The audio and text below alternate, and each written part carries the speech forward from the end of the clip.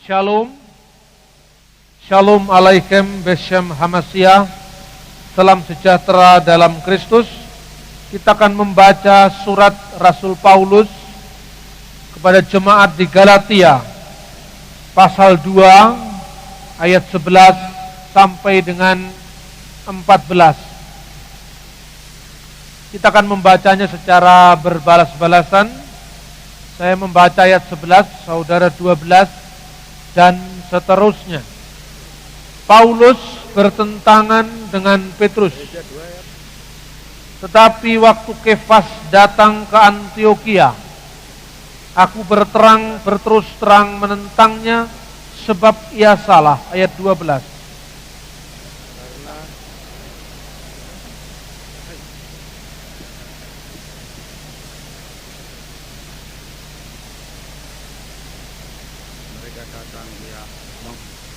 Dan orang-orang Yahudi yang lain pun turut berlaku munafik dengan dia, sehingga Barnabas sendiri turut terseret oleh kemunafikan mereka.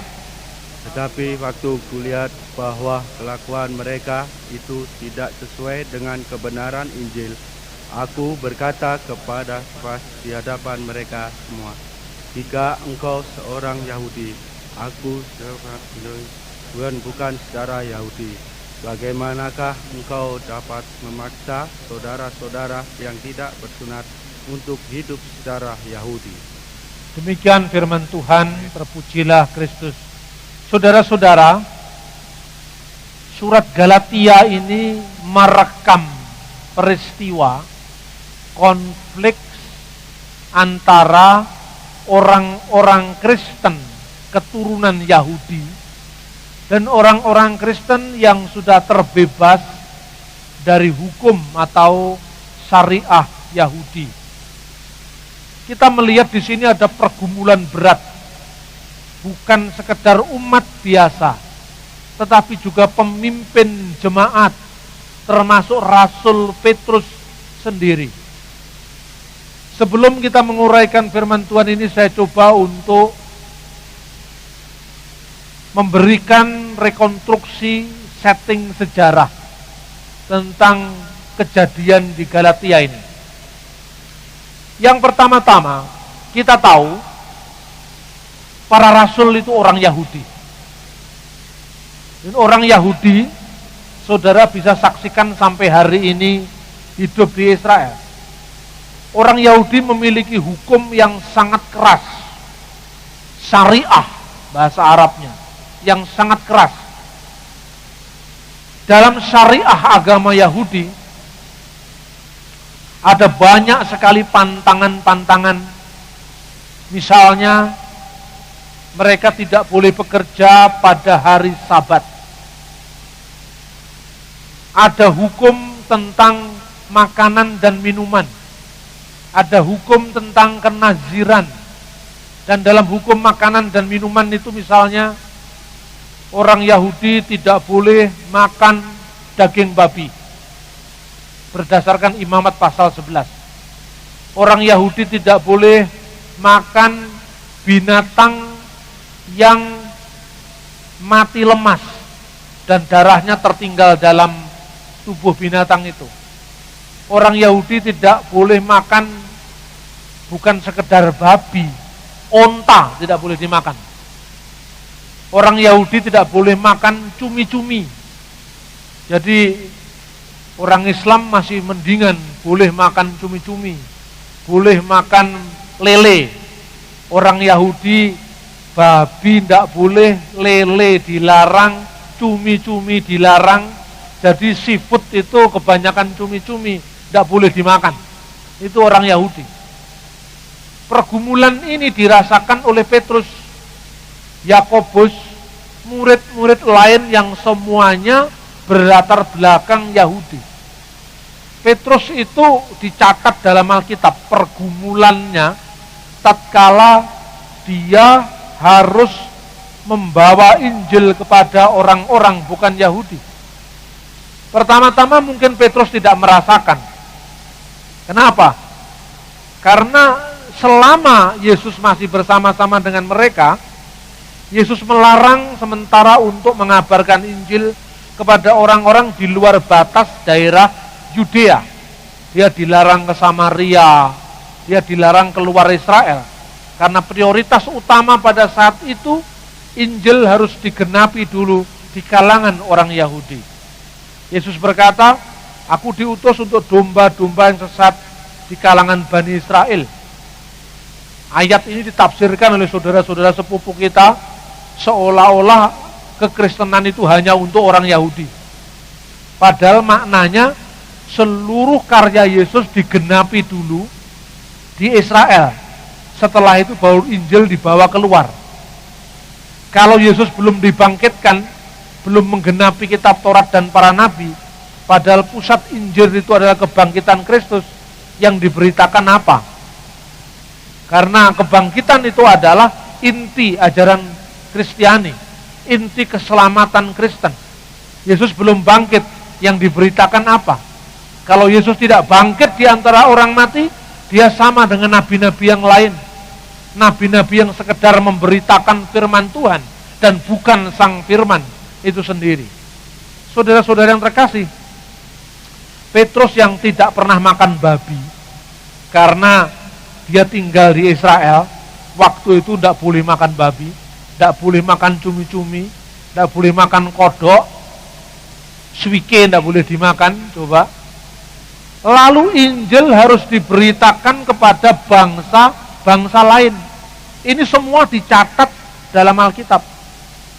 Kalau Injil diwartakan kepada bangsa lain, otomatis Petrus akan masuk rumah-rumahnya bangsa lain, dijamu makan, dijamu minum. Lah kalau misalnya dia dikasih suike bagaimana? Kalau misalnya dia dikasih cumi-cumi, wah ini problem. Waktu di Yerusalem Petrus belum mikir sampai ke sana. Pada saat dia mengabarkan Injil, yang dicatat di Kisah Para Rasul, dia memasuki rumah Simon si penyamak kulit. Menurut hukum kenaziran Yahudi, penyamak kulit itu haram hukumnya. Karena tidak boleh menginapkan kulit itu sampai hari berikutnya.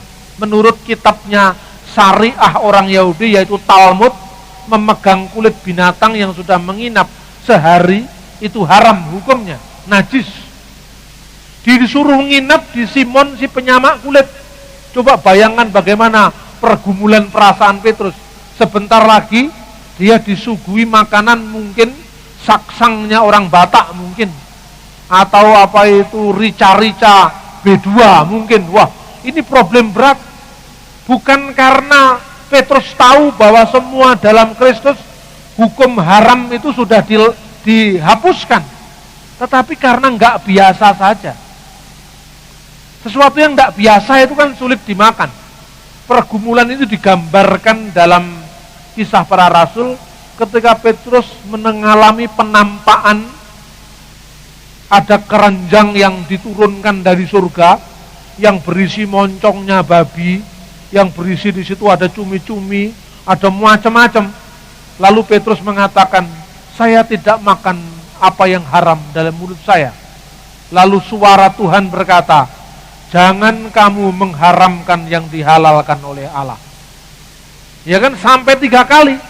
Ketika Petrus keluar, dia disuruh membaptis orang-orang yang bukan Yahudi.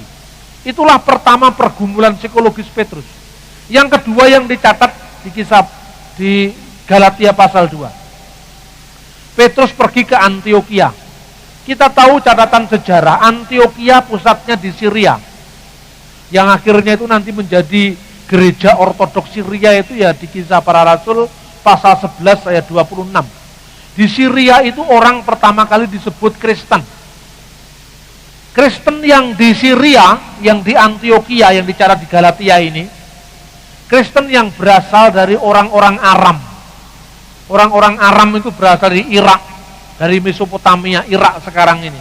Orang-orang Yunani, orang-orang Arab, yaitu dari suku Nabati atau Haran.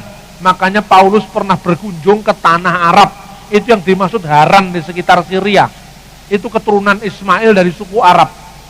Dan juga 20% orang Yahudi yang waktu itu menghuni kota Antioquia. Di situ problemnya semakin sulit.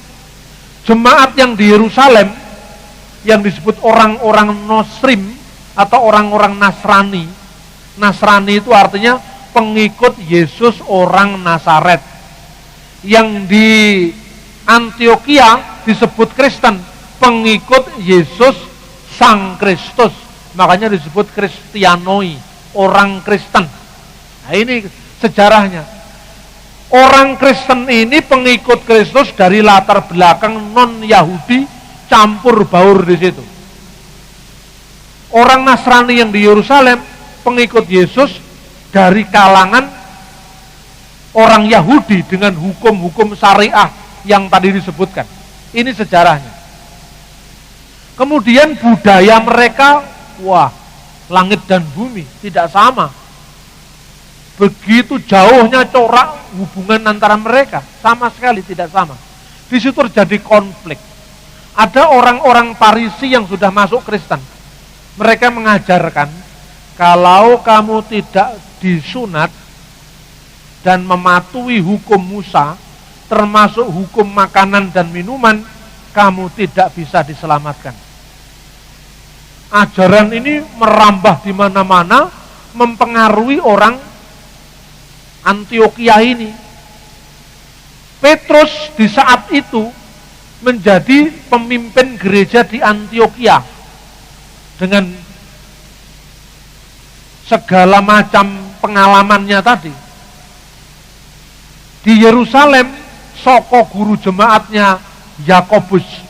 Makanya nanti kita menyebut orang-orang Yakobus itu adalah orang pengikut Kristus yang dipimpin oleh Yakobus di Yerusalem. Petrus pertama kali dikisahkan di Galatia pasal 2 ini. Tatkala dia duduk makan bersama orang-orang yang tidak bersunat, artinya orang-orang bukan Yahudi. Saya tidak tahu jenis makanannya apa. Tapi yang jelas yang haram-haram pasti ada di sana. Kalau waktu itu ada orang Batak mungkin ada saksang. Kalau waktu itu orang Manado mungkin ada paniki. Mungkin ada B2, ada B1 juga RW, mungkin. Tapi tidak dicatat dalam Alkitab. Waktu itu Petrus enjoy saja duduk dia di sana. Makan bersama, tidak tahu makan atau mungkin cuma mencicip, saya tidak tahu. Tapi yang jelas dia enjoy. Sampai datangnya orang-orang Yakobus katanya. Orang-orang Yakobus itu orang Kristen Yahudi yang ekstrim tadi, yang memaksakan syariah Taurat tadi datang. Nah, tatkala orang-orang Yakobus datang ini, Petrus menarik diri. Mungkin untuk merasa supaya dia tidak disalahkan sama orang Yakobus. Paulus itu juniornya Petrus, tahu loh. Petrus senior saya kok tidak konsisten. Tadi dia duduk enak-enak, enjoy saja. Begitu ada kelompok Yakobus dari Yerusalem datang, dia menarik diri. Paulus menulis surat ini dengan mengatakan, saya menegurnya dengan keras sebab ia salah. Petrus menjadi soko guru, Petrus menjadi anutan, Petrus menjadi pedoman. Kenapa dia tidak konsisten? Inilah kisah latar belakang yang dicatat dalam Galatia pasal 2 ini. Jadi yang terjadi ini bukan konflik iman, tetapi konflik tentang kehidupan Kristen mula-mula. Kemudian pada tahun 49 Masehi diselenggarakannya sebuah muktamar gereja pertama di seluruh dunia. Tahun 49 Masehi, tatkala para rasul masih hidup, datanglah orang-orang Kristen Yahudi dari kelompok Yakobus, datanglah Petrus, datanglah Paulus dan Barnabas. Jadi kira-kira ada 3 kelompok. Kelompok pertama, kelompok Yakobus. Kelompok Yakobus ini orang-orang yang uskupnya Yakobus ini bersifat keras sekali terhadap hukum Taurat, hukum Yahudi. Kedua, kelompok Paulus dan Barnabas. Kelompok Paulus dan Barnabas ini adalah kelompok diaspora. Diaspora artinya orang-orang Yahudi yang di rantauan, dan orang-orang Goyim, orang-orang Gentile, orang-orang non-Yahudi dengan tradisi yang bukan Yahudi tadi. Ini dipimpin Paulus dan Barnabas. Antara Paulus dan Barnabas itu ada kelompok poros tengah, yaitu kelompoknya Petrus. Jadi para rasul dulu pun itu sudah ada keragaman, jadi bukan sekarang. Ini ada kelompok garis keras GPIB, ini ada kelompok GB Tani, ini ada kelompok Alpha Omega poros tengah. Bukan itu, saudara-saudara. Sejak dulu sudah ada semacam itu. Tapi itu kekayaan iman kita, kekayaan gereja kita. Dan akhirnya lewat pertemuan di Yerusalem itu selesai, bebas.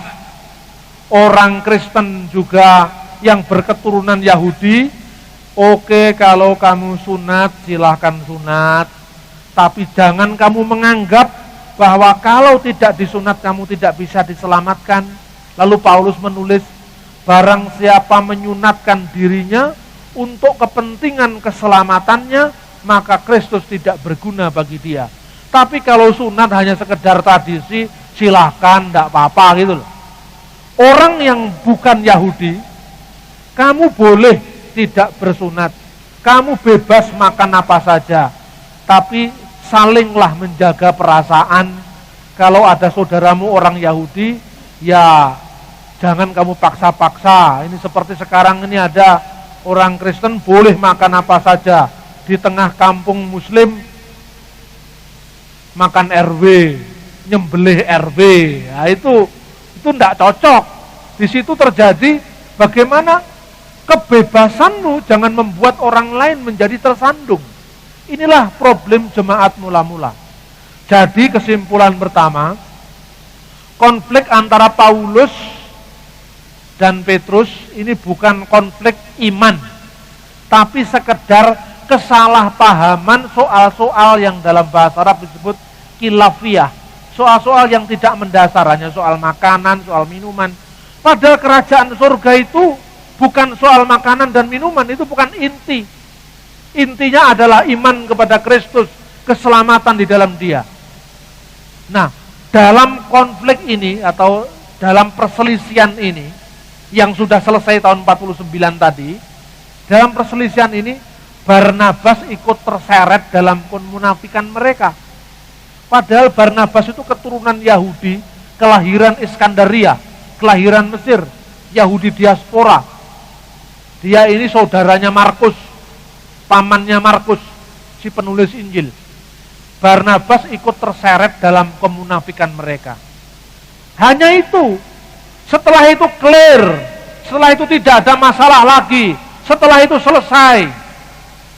Tapi tiba-tiba muncul publikasi baru pada abad 16, judulnya Injil Barnabas.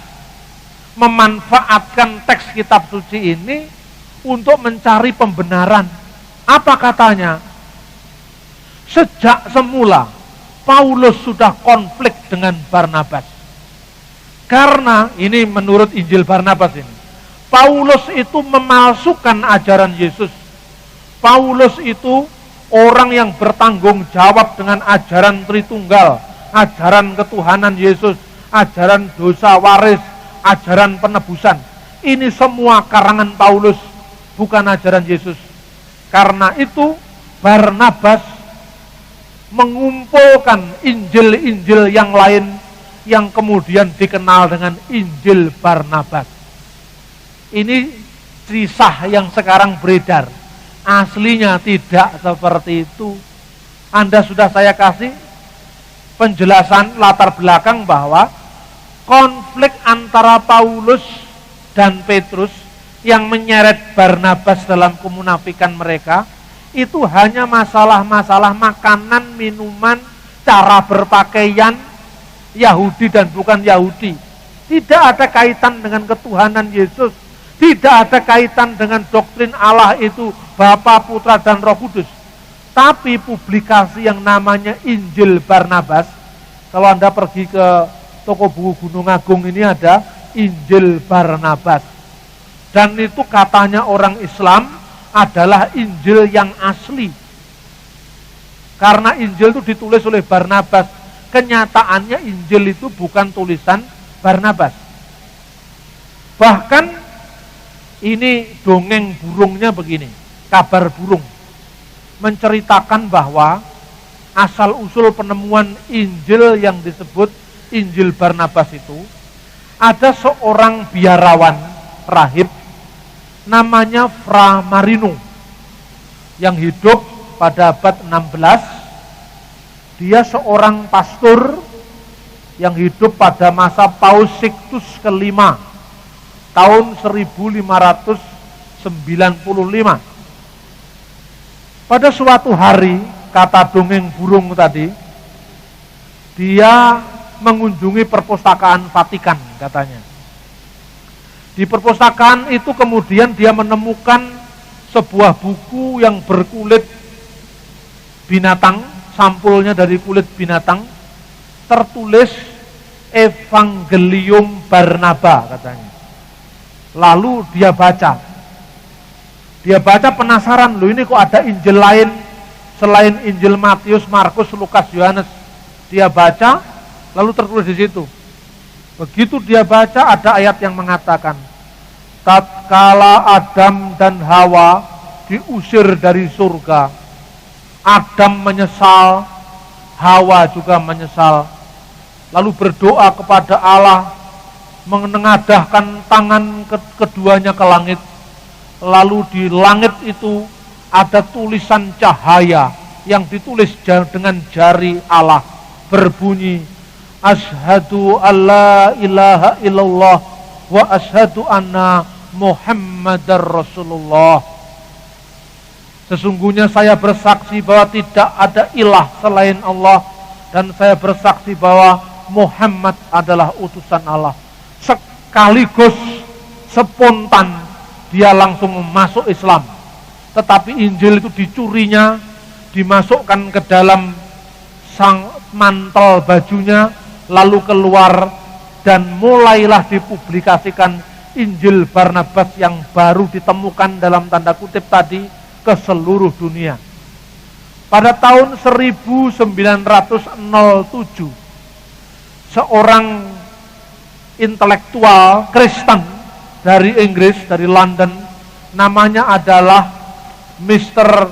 Lonslet, dan istrinya Laura Rack, menerjemahkan Injil ini dari bahasa Itali, Injil palsu ini dalam bahasa Itali ke dalam bahasa Inggris dengan judul The Gospel of Barnabas.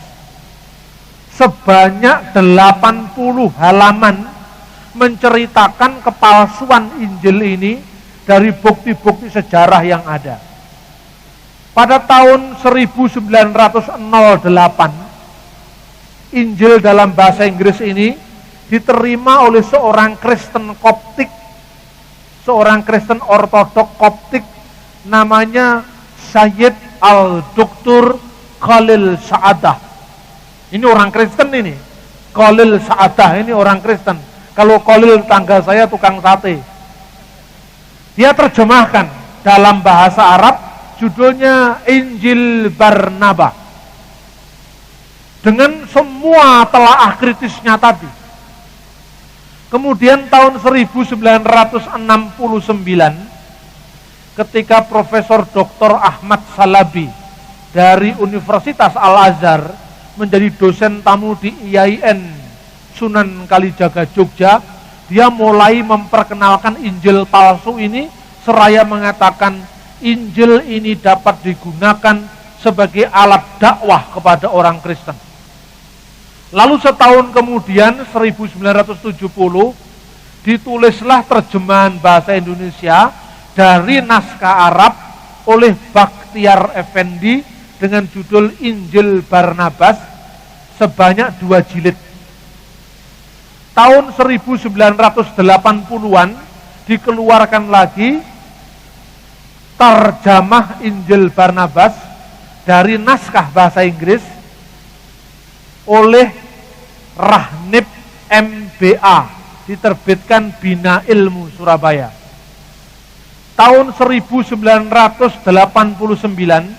terbit pertama kali buku Sayyid Bambang Nursena, judulnya Telaah Kritis atas Injil Barnabas, diterbitkan Yayasan Andi Yogyakarta tatkala Sayyid itu masih berumur 23 tahun. Dan Sayyid Bambang itu sayalah orangnya. Saya yang pertama kali menanggapi dalam bentuk buku yang relatif lebih tebal, yang berjudul Telaah Kritis Injil Barnabas, sampai sekarang sudah dicetak ulang yang ke-11 kali, dan selalu bestseller buku itu. Anda bisa cari di toko-toko buku Kristen dan juga di Gramedia, tapi biasanya cepat habis. Inilah sejarah awal mula tentang Injil Barnabas dan pengaruhnya dalam polemik Islam Kristen. Apa yang membuktikan kepalsuan Injil Barnabas? Dalam doa malam kemarin saya sudah menyampaikan beberapa aspek. Dalam pandangan Islam, Injil itu kitab yang turun dari langit. Setelah dicocokkan, loh ini kok karangan Matius, kok karangan Lukas, kok karangan Yohanes tidak cocok. Lalu mereka pada melirik Injil Barnabas yang kebetulan menguntungkan pandangan Islam. Pertama kali, sebelum diterbitkan di Indonesia tahun 69, tahun 70, Injil ini dalam bahasa Inggris diterjemahkan dalam bahasa Inggris oleh Tuan Rak tadi, diterbitkan di Karachi, Pakistan. Penerbitnya adalah Aisyah Bawani Wakaf di Karachi. Tapi tidak fairnya, ironisnya karena tidak adil, telaah kritis yang isinya 80 halaman tadi dibuang dan hanya diterbitkan teksnya tanpa catatan kritis. Ini sudah melanggar hak cipta sebetulnya. Jadi teksnya diterjemahkan, telaah kritis yang membuktikan kepalsuan Injil ini dibuang. Sejak itu pula Indonesia ikut-ikutan. Abu Bakar Basmelah juga menerjemahkan Injil Barnabas dari bahasa Arab. Teks kritiknya dari Tuan Rak tadi dibuang. Selama saya 2 tahun lebih berada di Kairo dalam rangka studi tentang Hiwar al-Adyan, dialog antar agama, saya meneliti kembali Injil palsu ini di Maktabah Anba Dominikan Kairo. Di sanalah saya menemukan teks asli Injil ini. Ternyata teks asli Injil ini bukan bahasa Ibrani, bukan bahasa Aram, bukan bahasa Yunani. 3 bahasa ini plus bahasa Latin, lingkungan kecil dipakai, adalah bahasa yang hidup di Israel pada zaman Yesus. Tetapi teks asli Injil ini ditulis dalam bahasa Itali. Sedangkan bahasa Itali itu adalah perkembangan dari dialek Latin yang baru ada abad ke-13 Masehi, abad 11 Masehi. Jadi pada zaman Yesus bahasa Itali itu belum ada. Tapi kok Injilnya ditulis dalam bahasa Itali? Ini yang pertama. Kedua, ada kesalahan-kesalahan geografis. Misalnya, pada pasal pertama Injil palsu ini ditulis kata-kata demikian: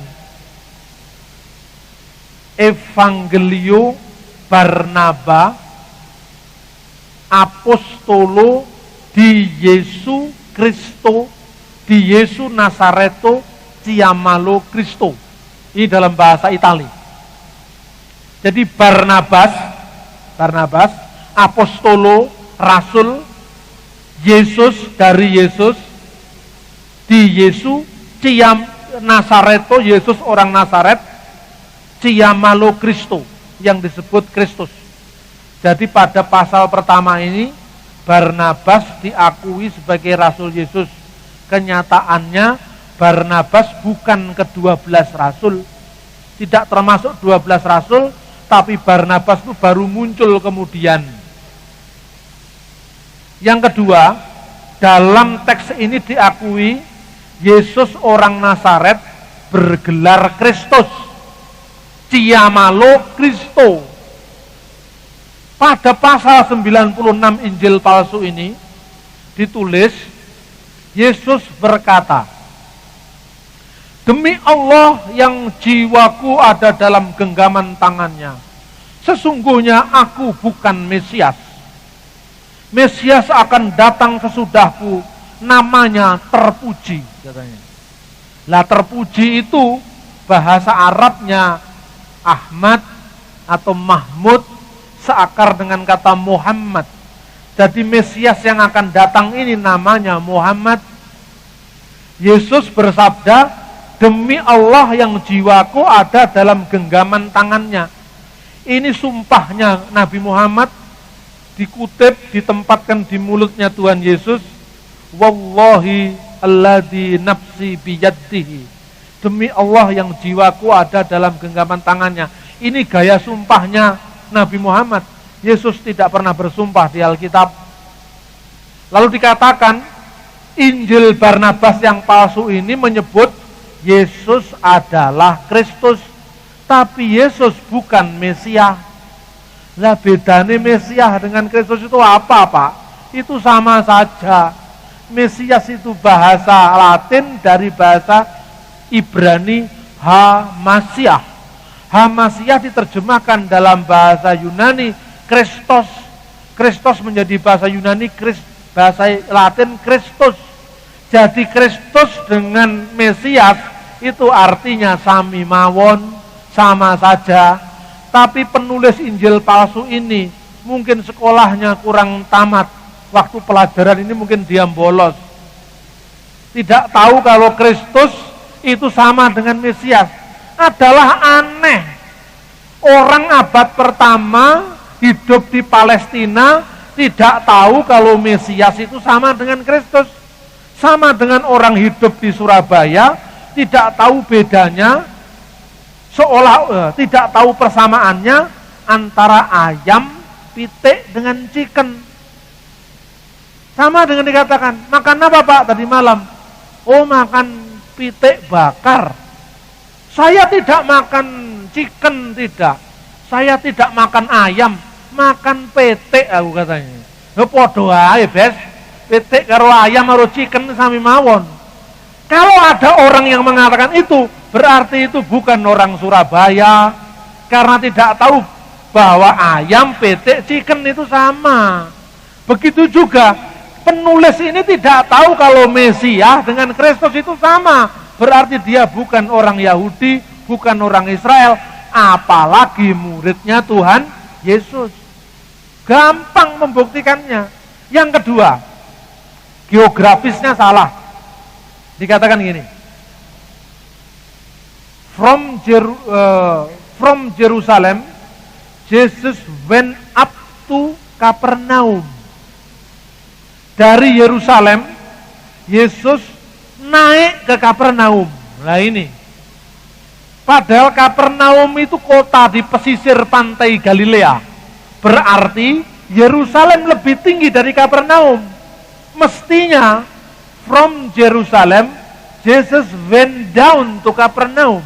Tapi dikatakan went up to Kapernaum, salah lagi. Berarti penulisnya bukan orang Yahudi, apalagi muridnya Yesus. Lalu setelah dari Kapernaum, Yesus berlayar ke kotanya Nazaret. Yang nggak bisa dilayari, Pak. Nazaret itu kota-kota perbukitan. Nggak ada pantainya di sana. Karena apa? Penulisnya bukan murid Yesus. Sama dengan orang mengatakan, saya dari Surabaya went down to Malang. Salah itu. Terus saya mikir lah, mungkin ini terjemahan yang salah. Saya cek dari bahasa Italinya, sama.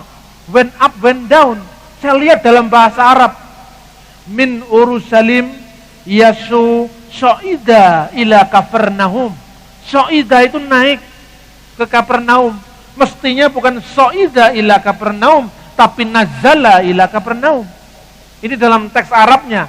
Karena memang penulisnya ora tahu roh Israel, ini persoalannya. Bukti kedua. Lalu bukti ketiga, saudara-saudara, digambarkan, kalau yang pertama tadi, Al-Quran sendiri tidak pernah menjuluki Muhammad sebagai Mesias. Bahkan Al-Quran mengatakan Al-Masih Isa bin Maryam. Al-Masih adalah Isa anaknya Maryam.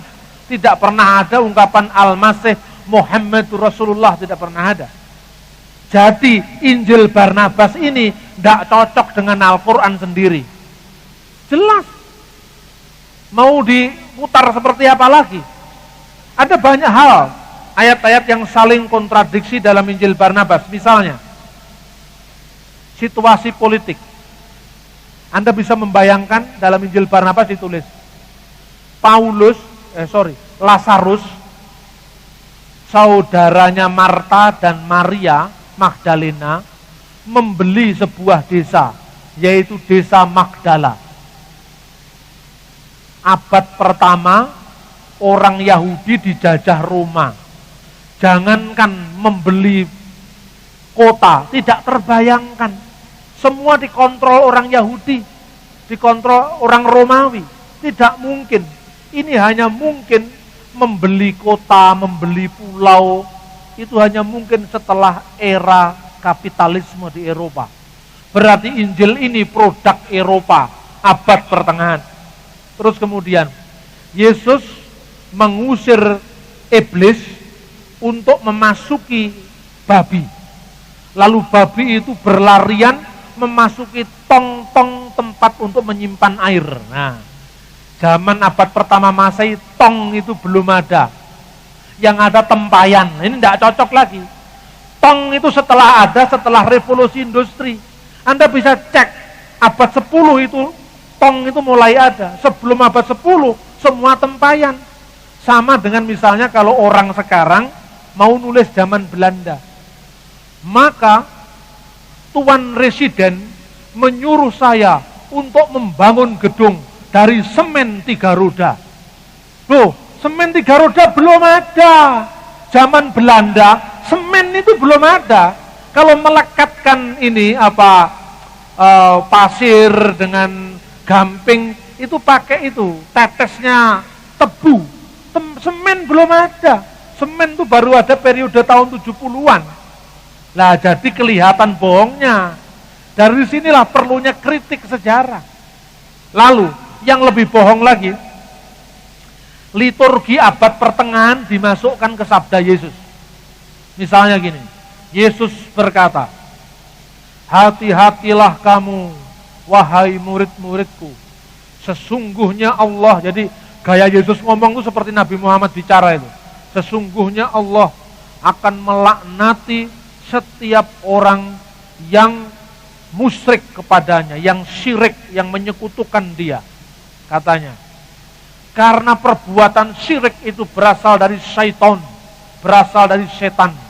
Dan tahukah engkau bagaimana mencegah diri dari syirik? Kamu harus memperbanyak sholat dan puasa 40 hari. Karena apa? Sebagaimana iblis itu seperti singa yang mengaum-ngaum dan mencari mangsa, siapa yang bisa dimangsanya. Ini ucapan Petrus ditempatkan ke mulut Yesus. Kenapa? Karena pada abad pertengahan di Breverium Katolik Roma itu dimasukkan ucapan Petrus ini untuk doa pagi. Jadi doa paginya dimasukkan ucapan ini. Berarti si penulis Injil Barnabas itu hidup pada saat doa pagi ditambahi iblis yang mengaum-ngaum seperti singa tadi. Jelas asalnya dari Roma, bukan dari Palestina. Terminus perquem, masa paling awal ditulisnya Injil Barnabas, ini kira-kira tahun 1300 Masehi. Mengapa? Pertama, karena dalam Injil Barnabas ditentukan bahwa tahun Yobel, di Alkitab tahun Yobel itu 50 tahun sekali, itu diperingati 100 tahun sekali. Loh, kok 100? Karena Paus dulu itu tukang mengubah-ubah. Dia mengatakan bahwa Paus Bonavisius ke-8 yang memerintah tahun 1300 Masehi memerintahkan agar tahun Yobel yang waktu itu menurut Alkitab diperingati 50 tahun menjadi 100 tahun. Paus berikutnya lagi mengubah 50 tahun balik ke kitab suci. Paus berikutnya lagi kesuwen 50 tahun. 25 tahun saja, 25 tahun. Kemudian abad ke-16, Paus Sixtus terpilih jadi paus. Terpilihnya dia itu juga tidak lepas dari intrik-intrik politik. Nah, ketika dia menang, dia mau syukuran. Nah, pada saat itu dia merayakan tahun Yobel bukan karena sudah jatuh saatnya, tapi untuk syukuran karena terpilih jadi paus. Nah, 100, 50, 25, kembali 50, lalu nggak sabar belum saatnya syukuran dengan tahun Yobel. Ini apa? Membuktikan bahwa penulis buku ini hidup pada masa Paus Sixtus kelima tahun 1595. Siapa penulisnya? Penulisnya ya Fra Marino yang tadi ngomong, nyolong Injil dari perpustakaan Paus tadi. Yang ngomong itu ya yang nulis. Persoalannya, jangan langsung kalau ada fakta seperti ini Anda menyalahkan saudara kita, umat Islam. Karena tidak semua umat Islam mengakui Injil Barnabas, tidak semua. Gus Dur tidak percaya dengan Injil Barnabas itu. Kurang kerjaan apa percaya dengan buku kayak gitu. Profesor Dr. Kiai Haji Hasbullah Bakri mengatakan begini, seandainya Injil itu memang asli, bahasanya pasti bukan Itali. Bahasanya pasti Ibrani atau Yunani atau Aram. Karena bahasa Itali belum ada pada zaman Yesus. Lalu dia mengatakan kemungkinan Injil ini ditulis pada akhir abad ke-15. Itu Pak Hasbullah Bakri. Banyak tokoh-tokoh Islam yang tidak mau terima Injil Barnabas ini sebagai publikasi palsu. Tapi kalau Anda pergi ke Masjid Al-Falah, pasti Abdullah Wasian percaya itu. Karena memang Pak Abdullah Wasian minta maaf, agak kurang cerdas dalam soal sejarah ini. Ini penting sekali dalam hal apa? Tidak mungkin muridnya Yesus menulis tidak ngerti geografisnya Israel, salah dalam terminologi, salah dalam tahun Yobel. Bagaimana mungkin? Dia orang Yahudi kok, tidak tahu tradisinya sendiri. Nah ini saudara-saudara. Bahkan sejarahnya pada saat itu, ini penting dicatat pada saat itu, Gereja Katolik itu mengabarkan Injil dengan kekerasan. Memiliki program yang namanya inkuisisi. Pada saat itu Spanyol, itu sejak dinasti Umayyah yang berpusat di Damaskus, itu sudah melebarkan sayapnya ke Andalusia. Makanya kalau Anda baca buku-buku Muslim itu, kejayaan Islam di Andalusia. Andalusia itu Spanyol sekarang ini. Di sanalah mereka, Islam sudah menancapkan akarnya di Spanyol. Begitu juga orang Yahudi dari suku Morisco, itu sudah menancapkan akarnya di sana. Gereja Katolik rupanya tidak sabar. Ini orang-orang Muslim Spanyol ini di negara Barat tapi agamanya Islam. Ngisin di sini, malu-maluin. Tindas mereka supaya mereka masuk Katolik. Dipaksa masuk Katolik. Lah orang dipaksa itu ya pernah hatinya tetap berontak. Semut didek aja protes apalagi manusia. Fra Marino ini termasuk orang-orang yang dipaksa masuk Katolik. Tapi dia ini sempat sekolah teologi sampai tamat di Roma. Sampai dapat gelar sarjana teologi. Sampai ditahbiskan jadi imam, jadi pastor. Tapi hatinya tidak pernah percaya pada Yesus. Hatinya adalah Muslim. Daripada saya ditindas, lebih baik pura-pura jadi Kristen. Tapi dendamnya luar biasa pada gereja Katolik. Akhirnya balas dendam, nulis Injil palsu tadi. Nulisnya terlalu semangat. Injil itu biasanya tidak sampai 30 pasal. Injil Matius 28 selesai. Injil Markus malah hanya 16 pasal selesai. Yohanes 22 selesai. Lukas 24 selesai. Dia nulis saking gregetennya, nulis Injil Barnabas itu 222 pasal. Loh ini. Kalau bukan orang gregeten nggak mungkin nulis setebel itu. Setelah itu masih kurang pekerjaan lagi dia karena orang dendam tadi. Dia nulis terjemahannya dalam bahasa Spanyol. Ditulisnya Injil dalam Barnabas yang dia yang bikin, dia yang terjemahkan sendiri. Ditulis dalam bahasa Spanyol, judulnya Evangelium Barnabe. Dalam bahasa Spanyol itu ditulisnya itu teksnya sebagian ada kutipan-kutipan Arab, ada teks Arab di bawah kata Dios, ditulis Allah gitu. Dan ketika diteliti oleh seorang sarjana dari Mesir, namanya adalah Jos Hanawati, dia orang Abuna dari Mesir, menulis ini juga Khalil Sa'adah, sarjana Koptik, ditulisnya itu, ini bahasa Arabnya kok kelihatannya bukan orang Arab ini. Subhanallah, ditulis Allahu Subhan. Nah ini. Ini kelihatan orang mana ini? Yang nulis kok bahasa Arabnya kualik ini. Seperti bahasa Indonesia. Kalau Anda ngomong orang Jawa, bahasanya mesti mengatakan, Pak, permisi Pak, saya tanya, iya, ini buku siapa? Oh itu buku saya, kalau di Jawa kan gitu. Bukuku iku rek kan itu kan. Kata sandangnya itu setelah saya kata benda. Tapi kalau Anda ke Ambon, jawabannya pasti lain. Bung, ini buku siapa? Ah itu beta punya itu, gitu.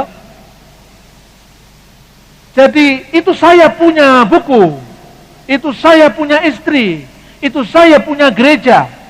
Itu saya punya Allah. Allah pun dia punya. Ya kan? Itu orang Ambon. Jadi kelihatan bahasa Indonesia. Ini bahasa Indonesianya orang Jawa. Ini bahasa Indonesianya orang Riau. Ini bahasanya Indonesia orang Tionghoa. Ini bahasanya orang Ambon. Tahu. Begitu juga. Bahasa Arabnya kok malik-malik gini. Setelah diteliti, bahasa Arabnya orang Spanyol. 1, 2. Seringkali dia menulis huruf Itali itu dengan 2 S. Cristo dengan 2 S. Mestinya 1 S. Itu kebiasaan orang Spanyol juga. Para ahli menentukan bahwa penerjemahnya dan penulisnya orang yang sama, yang adalah Fra Marino, yang memakai nama samaran Mustafa de Arande. Inilah kepalsuan Injil Barnabas. Sampai hari ini Injil Barnabas diterbitkan kalau tidak salah 4 penerbit di Indonesia. Dulu awal-awal saya menulis Injil itu, setiap hari senang sekali saya. Buku saya dimuat di Gramedia, di Sariagung. Suatu saat saya lihat buku saya masuk di Gunung Agung, bukunya Haji Mas Agung itu. Toko bukunya Haji Mas Agung, seorang Tionghoa yang kemudian masuk Islam. Saya lihat, wah ini buku saya. Telah akhir Injil Barnabas, warnanya hijau, tulisannya seperti kaligrafi Arab. Ditaruh di buku-buku Muslim. Senang sekali saya. Jadi selesai baca Injil Barnabas, baca bantahannya. Kira-kira seminggu kemudian Injil itu sudah hilang lagi. Seorang senior saya dari Jerman, Profesor Olaf Suman, dia berkata, saya juga lihat buku itu di Gunung Agung, Jakarta. Tapi ketika saya lihat seminggu kemudian sudah ditarik dari peredaran, saya tanya, mana buku yang berjudul Telah Akhir Injil Barnabas? Oh enggak Pak, kita enggak pernah jual, enggak pernah ada buku itu. Jadi ini buku ini, oh enggak pernah ada Pak, kita enggak pernah tahu. Jadi kadang-kadang tidak fair. Kalau tulisan cenguan temi Kristen beredar di mana-mana, enek bantani delik nih itu. Kemarin malam saya ke toko buku ini, Gunung Agung, diantar sama Cak Lukas ini. Saya panggil Cak saja kan orang Surabaya. Saya jalan sendiri ke sana. Kemudian saya lihat buku-buku banyak sekali. Injil Didake. Didake itu bukan Injil. Didake itu buku katekisasi abad pertama. Tanya jawab iman Kristen, tata cara pembaptisan, tata cara perjamuan kudus. Itu bukan Injil. Di gereja purba semua orang tahu tulisan yang namanya buku Didake. Tapi di itu kitab Injil didake, yang penemuan dari Yerusalem yang membuktikan Yesus Kristus telah meramalkan kedatangan Nabi Muhammad Shallallahu Alaihi Wasallam. Nah ini, jadi orang Kristen tidak tahu didake itu apa. Pertama lihat loh, bingung dia. Ada lagi tulisan saya yang dikutip oleh Hasim Muhammad. Judul bukunya Kristologi Qur'ani, Telaah Kontekstual Ajaran Kristen dalam Al-Quran. Buku ini positif sekali, menyambut pikiran-pikiran saya. Bahkan buku ini mengakui, diberi kata pengantar oleh Profesor Dr. Amin Syukur, Dekan Fakultas Usuluddin IAIN Wali Songo, Semarang. Buku ini mengakui bahwa konsep Kristen tentang Allah, Bapa, Putra, dan Roh Kudus sesungguhnya sesuai dengan konsep keesaan Allah. Itu ada di sampul belakang. Nah, buku ini muncul di polemik-polemik, tapi ditaruh paling bawah sampai tidak kelihatan orang. Saya lihat-lihat, ini buku saya mana ini? Padahal itu buku Islam kan. Yang nulis orang Islam, hanya banyak mengutip tulisan saya dan paham bahwa Kristen tidak menyembah 3 Tuhan. Alhamdulillah, lewat tulisan-tulisan saya, ceramah-ceramah saya, mereka mau ngerti anak Allah itu tidak berarti Tuhan beranak. Disebut di situ. Setelah saya lihat-lihat, mana buku saya tidak ada. Oh, ternyata nyelempit di belakang itu tidak bisa dilihat. Itu di situ semua. Saya pura-pura baca. Saya ambil 4 buku, saya taruh di paling atas biar dibaca ini. Yang lain saya taruh di, tidak apa-apa itu. Karena nomornya itu di atas, tapi kenapa pindah ke belakang? Mungkin pemilik toko atau mungkin orang lain nih. Buku ini ketoke kok nggak ngewangi Islam ini. Malah kok bener nih Kristen, kayak ngisor aja gitu. Jadi sekarang ini era dialog, sudah era terbuka. Sudah tahu kalau Injil Barnabas itu palsu, tetap aja diterbitkan. Ini kan jengkel juga, tapi ya sudahlah. Kata orang Islam katanya innallaha ma'as-sabirin. Tuhan beserta orang yang sabar. Kita harus sabar. Tapi saya semakin tahu bahwa intelektual kita, tulisan kita, ceramah kita, sekalipun jelas, tapi kalau Roh Kudus tidak menggerakkan orang itu, dia sulit. Ini menyadarkan kita bahwa sebagus apapun pelayanan kita, kita tidak bisa mengubah orang jadi Kristen. Tidak. Pernah di satu desa, dipersalahkan seorang anggota jemaat GPIB yang dulu saya pernah melayani di sana, menjadi Kristen.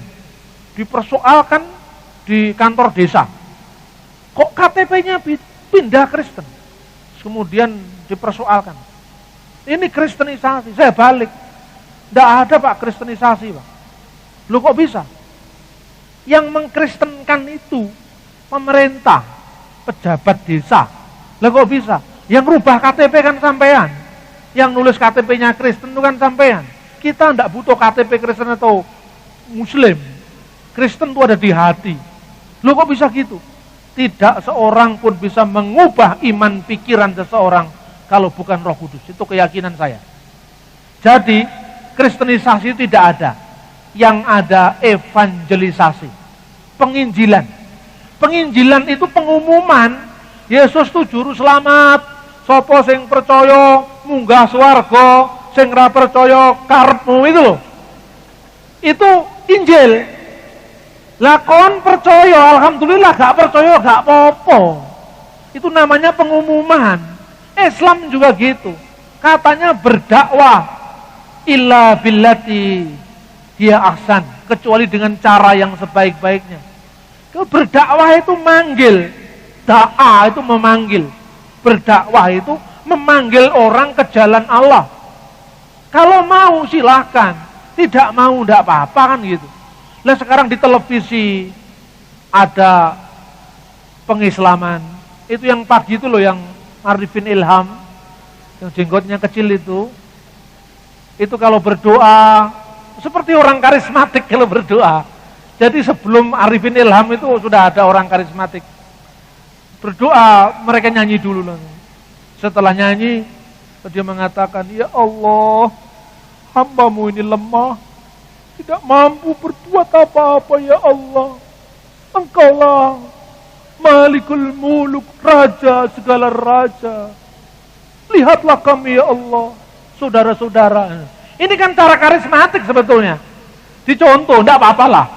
Nyontoh-nyontoh yang baik juga enggak apa-apa. Ekspresif, doa yang ekspresif, itu pola karismatik. Tapi setelah itu yang enggak enak. Alhamdulillah ayahanda, katanya, ada apa yang dipanggil ayahanda? Pada pagi hari ini, salah seorang kru dari TPI ini sudah mendapatkan nur Allah dan dia sudah masuk Islam. Diumumkan di layar televisi. Nah kemudian ada di internet itu, nama saya muncul di sana. Kalau Anda buka Google itu, Anda tulis Bambang Nursena, wih banyak sekali. Yang pro, yang kontra banyak. Ditulis gini, Bambang Nursena ini adalah kelompok yang menggagas munculnya Kristen Arab di Indonesia. Ini sangat bahaya sekali. Karena identitasnya mengaburkan dengan umat Islam. Katanya gitu, pengaburan. Terus di dalamnya ditulis mengutip hadis yang isinya menunjukkan keunggulan Yesus daripada Muhammad. Nah ini kan bukan kritikan. Ini kan sebetulnya menunjukkan ketidakmampuan berdialog. Saya ini Kristen Pak D. Kalau saya ngomong Yesus di atas Muhammad, ya mesti saja itu hak asasi saya untuk mengatakan Yesus lebih tinggi daripada Muhammad. Kalau saya mengatakan Yesus lebih rendah dari Muhammad, tempilingin aku. Saya bukan orang Kristen, apalagi ngomong di sini sebagai seorang pemwarta firman Tuhan. Tapi kalau ada orang Islam mengatakan Nabi Muhammad Sallallahu Alaihi Wasallam adalah kataman nabiyyin, nabi penutup, nabi pamungkas, tidak ada nabi sesudahnya. Kan haknya dia. Kita kan tidak marah. Kenapa harus marah? Karena itu keyakinan orang Islam. Tapi juga jangan marah kalau misalnya ada orang lain yang mengatakan Mirza Ghulam Ahmad adalah nabi setelah Muhammad. Jemaah Ahmadiyah lah kemudian dilempari batu di sana Bogor. Tidak seperti itu. Kristen tuh jengkel juga sebetulnya. Seperti jengkelnya orang Islam.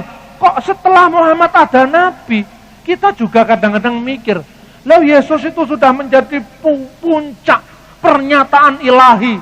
Dulu ngomong dengan nabi-nabi. Nabi-nabi wes entek.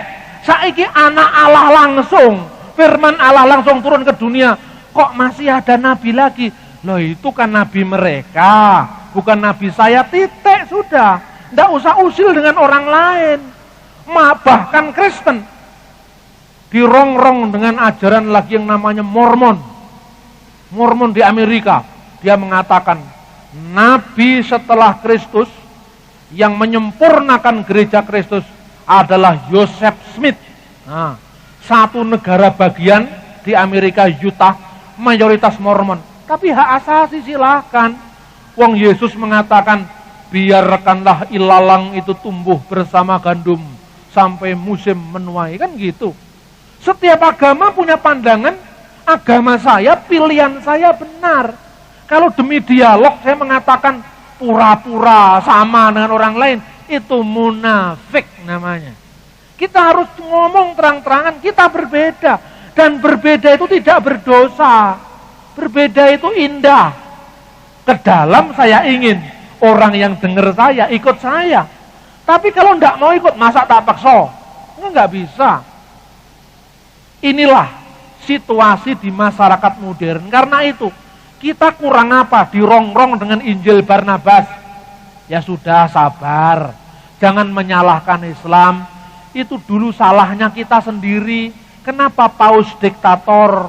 Kenapa Paus suka ngubah-ubah pada saat itu? Lah muncul hukum sejarah Injil Barnabas. Sekarang kalau kita dilempari, ya dilempari itu kan sengsara. Tapi kita juga introspeksi. mungkin caranya kita yang salah. Tapi toh kalau tetap benar dilempari, ya wallahu alam, itu sudah kehendak Kristus gitu loh. Hidup itu enteng kalau gitu. Pak, saya sudah berusaha ingin lepas dari ini, tetapi toh akhirnya masuk dalam kesulitan besar. Tuhan kehendaki kamu berada dalam kesulitan besar, tetapi tidak besar. Karena apa? Tuhan tidak pernah memberi kepadamu sesuatu yang lebih daripada yang kamu bisa tanggung. Jadi tidak mungkin semua bisa tanggung. Bersama Yesus beres. Amin. Tadi pagi saya sudah katakan bahwa Yesus itu firman Allah yang menjadi manusia. Dia adalah Tuhan. Makanya bersama Yesus beres. Ungkapan ini ungkapan Surabayaan. Bersama Yesus beres. Amin. Mari kita ucapkan sekali lagi. Bersama Yesus beres. Nah ini benar-benar masuk ke hati loh. Jangan hanya di sini. Saudara-saudara, firman Tuhan yang kita baca seringkali disalahgunakan, disalahpahami oleh pihak lain. Bahkan Paulus dipertentangkan dengan Petrus, Paulus dipertentangkan dengan Barnabas.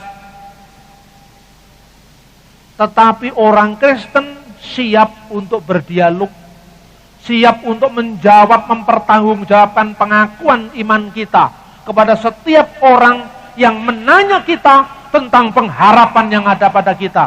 1 Petrus 3:15. Tetapi harus dengan lemah lembut, dengan hormat, dan dengan hati nurani yang murni, agar mereka yang memfitnah kamu karena hidupmu yang saleh dalam Kristus menjadi malu karena fitnahan mereka itu. Tuhan memberkati. Mari kita berdoa syafaat. Sebelumnya kita nyanyikan lagu Mengasihi lebih sungguh.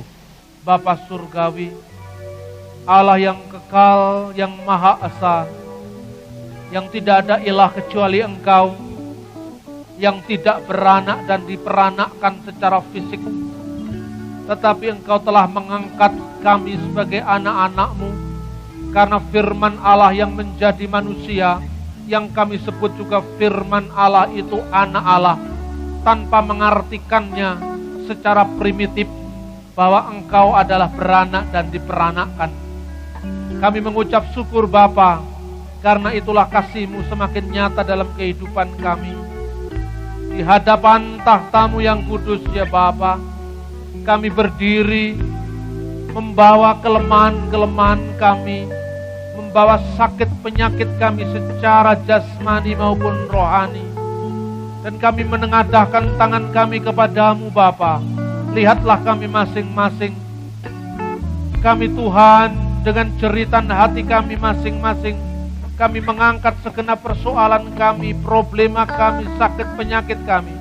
Karena kami memiliki imam besar yang kuasa, rasul yang agung, nabi segala nabi, raja segala raja, Tuhan di atas segala Tuhan, yaitu Tuhan Yesus Kristus, yang menanggung penderitaan kami dengan bilur-bilur salibnya di Kalvari, yang telah menjamah sakit penyakit kami dengan bilur-bilur darahnya di Golgota.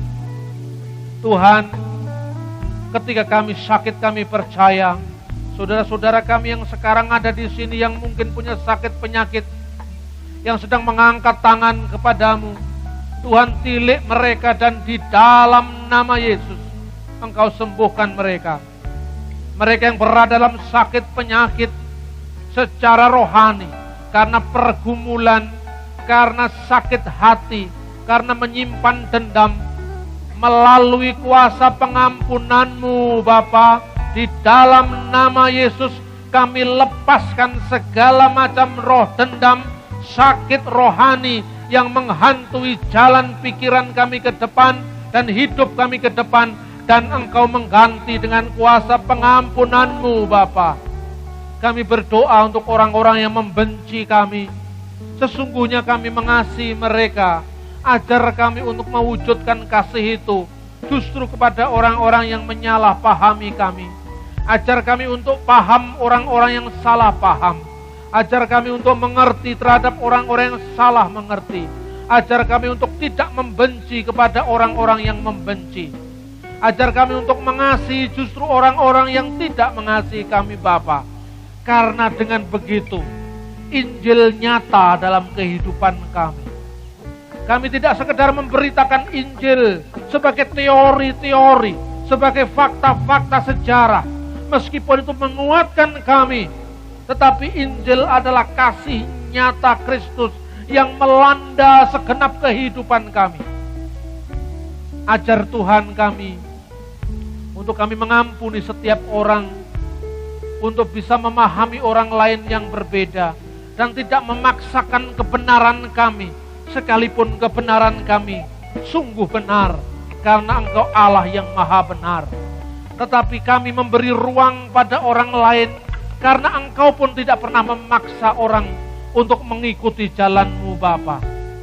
Tetapi kirimkan Roh Kudus-Mu, agar Roh itu sendiri yang menyadarkan mereka, membuat mereka berbalik, tidak membenci, tetapi dengan cinta Yesus, cinta gerejanya, dan mengikuti Engkau. Terima kasih Bapa. Kami berdoa untuk gereja kami, gereja-gereja di seluruh dunia, dari denominasi apapun, gereja Katolik, gereja-gereja Ortodoks, gereja Protestan, gereja Pentakosta, dan segala macam denominasinya, yang pada hari Minggu ini melayankan sakramen, mengucapkan syukur, berdoa, memuji, memohon terhadap Engkau Tuhan. Tilik dan jawab mereka satu persatu. Curahkan berkat-Mu atas kami satu persatu Bapa. Karena itulah makanan jiwa kami. Karena itulah makanan rohani kami, yaitu berkat firman Allah yang tidak akan pernah bisa berubah dan binasa. Terima kasih Bapa. Kami berdoa untuk presiden kami, wakil presiden, para menteri kabinet Indonesia Bersatu, para pemimpin-pemimpin partai, para pemimpin-pemimpin di daerah, bahkan juga pilkada-pilkada yang sekarang berlangsung dan masih berlangsung. Kiranya Roh Kudus memimpin dengan hikmat duniawi mereka, agar mereka dalam mengelola dunia ini berdasarkan hikmat surgawi yang daripadamu, sekalipun mereka tidak berada dalam Kristus. Bapa Surgawi, kami serahkan bangsa negara kami, gerejamu, seluruhnya ke dalam tangan Tuhan.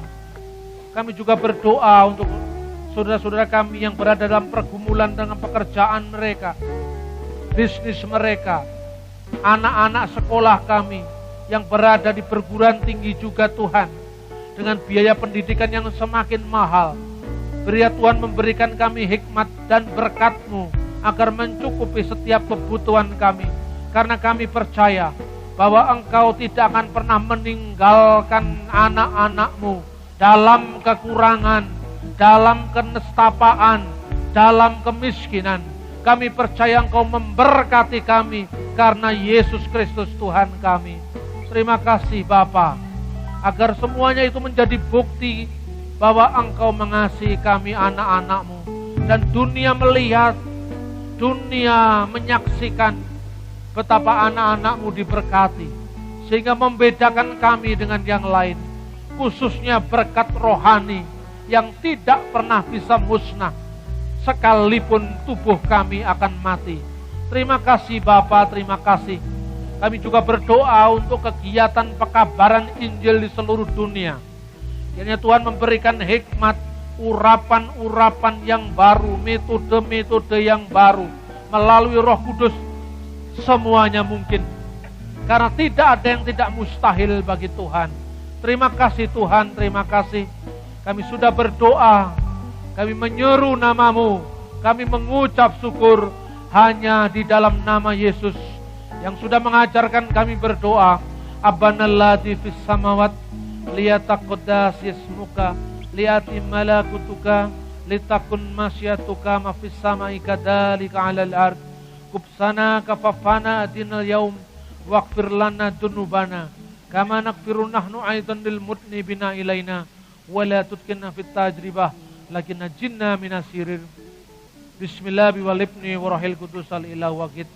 Demi nama Tuhan Yesus Kristus, Tuhan dan Penyelamat kami sudah berdoa dan mengucap syukur. Haleluya.